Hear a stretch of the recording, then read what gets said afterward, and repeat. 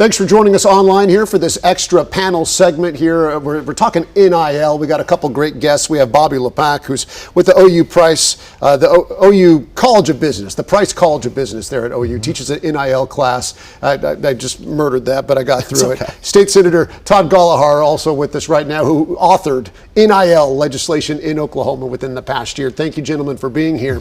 Wanted to focus on what the NIL system, the transfer portal, and what we're seeing right now, what its impact is on the non-big revenue sports and women's sports as well. Senator, what are you seeing in that? You know, I'm seeing an opportunity for the states and especially on the federal side to take a look at Olympic sports and how we're going to do that, how we're going to keep that going, because as you watch the last Olympic, I think we had 361 athletes out of 60 schools compete in that, and you only really watch that one time a year. I think it's also imperative that we have women's sports, that we include them in all these discussions and this revenue sharing. You know, take OU, for example. Their women's softball is a big time deal. I mean, that's a revenue sport at OU, it's enormous. Isn't it? And so set it aside. It's not just, you know, when we look at it, I know that some of the universities had started coming up with certain percentages that they were going to pay to the football team, the men's basketball team, the women's basketball team, and then you had all these other sports. As far as you know, in the federal legislation they're trying to get passed, the SCORE Act, they actually have a provision in there where each university has to keep 16 different athletic groups. So they can't just put all their eggs, their money and in one big football basket. They're trying to protect it. Right.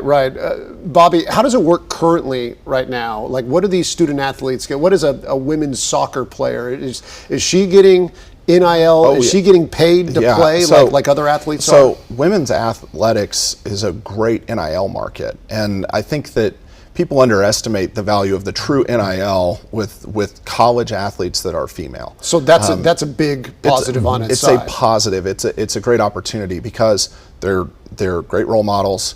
The environment that they're in is one that's a higher income environment, people that pay attention to college sports. So as a marketing asset, a lot of brands want to affiliate with female athletes. Sure. Right.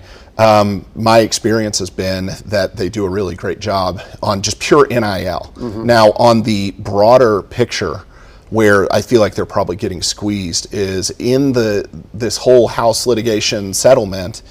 I don't know that they were considered as well as they probably should have been. And so what they're getting a squeeze, and I think they're feeling a lot of pressure and concern about their budgets at this time. And so, you know, the hope is whatever the solution is that comes out of all of this preserves women's sports, preserves Olympic sports, because college sports are not pro sports. They carry a different mission, a different purpose.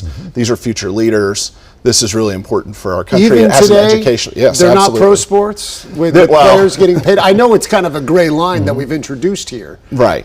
I think they have different purposes. Right. I think they definitely have different constituencies and different stakeholders, right? It's because, you know, there's a profit motive in pro sports, and a lot of these are state institutions which do not generate a profit. That's part of the deal. Right. It is so interesting, though, because now you have some athletes that know that they'll probably make more money playing football in college than they would in the pros, because maybe they're a good college quarterback, but they don't have any guarantees of making a pro roster. And so maybe I will take that extra year and transfer, or maybe I will, if I get hurt early, I won't force myself to come back because I'll go to a different school and I still have eligibility and stuff like that. So it is interesting, all the dynamics now. And we have agents, right, for these players that didn't used to. Remember having an agent back when if you were a college athlete, if you were caught having an agent, I mean, it was the end of everything for you. It was over. It was over, and so it's much different. Let me just put this to you, and then we'll wrap it up. I mentioned it to you. If you had a magic wand, if you could sprinkle some magic fairy dust on something and change something about what we're seeing right now, what would it be? Either one of you can jump in to start. Well, I would really want to preserve the college experience for the student athlete. I want to make sure that they're not transferring so much that they don't have an alma mater anymore. I wonder about that. And they get their degree and they have some place to go home to and someone to watch on Saturday instead of having 4 different teams that I was a part of, that they actually have an alma mater. And I want to preserve that nostalgia. I want to preserve that loyalty and that lifelong fan. Is there a way to do that, Senator?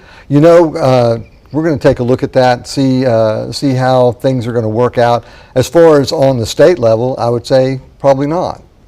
We can't really dictate or legislate some of those provisions that they're actually looking at on the federal level. What would be the way? Maybe reduce the amount of time somebody can transfer, perhaps, or Well, I think it's part of the SCORE Act, and correct me if I'm wrong, but I think they've got a suggestion in there that they'd let them go to the transport portal one time.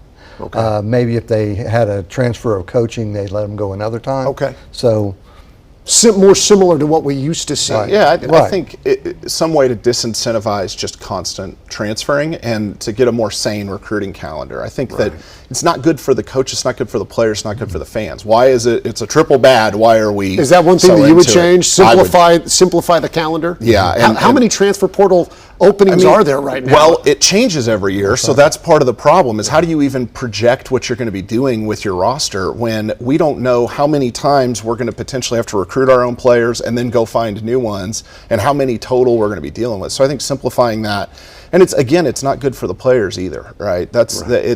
In theory, it's a nice thing to have the freedom, but in reality, it's probably not in their best interest. Like most things, when we make changes, it complicates things. Oh, absolutely. Thank you so much, gentlemen, for being here. Senator, we appreciate it. He did bills on NIL. Bobby teaches classes on NIL, and I appreciate your expertise here with us today. Thanks for having us. Thank you. Absolutely. I appreciate it. Absolutely.